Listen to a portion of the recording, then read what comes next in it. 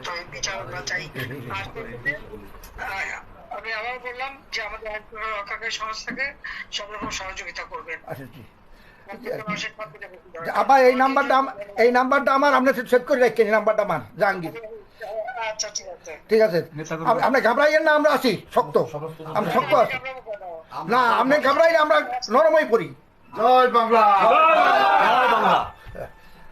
আবার আপনি আমি ভাবলাম নাই, আমি আর এই ইতিমধ্যে সমস্ত ঘটনার পরে যে কত মানুষ মারা গেছে, আমাদের পুলিশ মাইনের ঝুলাই রেখে দেয়, আমাদের কর্মী মাইনের হাসপাতালে চিকিৎসা করতে গেছে তাকে টাইনে এনে ঝুলাই গুলি করে মারে, পুলিশের পিটায় পিটায় পিটায় পিটায় মারা, এরকম বিভৎস ঘটনা কে দেখছে? আর কতগুলি আমি দেখলাম মনে হলো পুলিশ গুলি করলে তো ছলা গুলি হতো, সেটা তো দেখা যাচ্ছে সব বুলেট এবং খুব কাছে থেকে পাওয়া। তাহলে আবার বোরকা পরে ছেলেরা বোরকা পরে পেয়েছে যে নেমেও মানে এই সমস্ত জঘন্য কাজ এখানে হচ্ছে।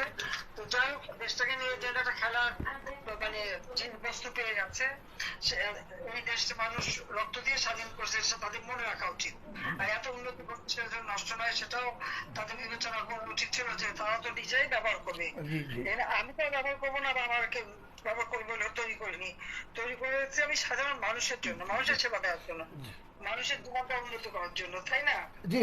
কাজে আপনারা যেভাবে আছেন আমার মনে হয় সবাই থাকেন, আর আপনারা পূর্ণাবস্থা যথাযথ মর্যাদার সাথে পালন করেন। শেখ হাসিনা ভয় নাই, আছি জি ঠিক আছে, দোয়া করেন আবার। সবাই একটু সাবধানে থাকেন, এখন আর আগে বছর না জি জি জি জি আবার ঠিক আছে, ঠিক আছে, সবাই শুনে থাকবেন। ঠিক আছে। শেখ হাসিনা ভয় নাই। প্রিয় বরগুনাবাসী, সারা বাংলাদেশের যারা লাইভটি দেখেছেন, মাত্র আমাদের মাননীয় নেত্রীর সাথে কথা বলেছেন বরগুনা জেলা আওয়ামী লীগের সংগ্রামী বিপ্লবী সাধারণ সম্পাদক জনাব আলহাজ মোহাম্মদ জাহাঙ্গীর কবির কাকা, জনাব আলহাজ মোহাম্মদ জাহাঙ্গীর।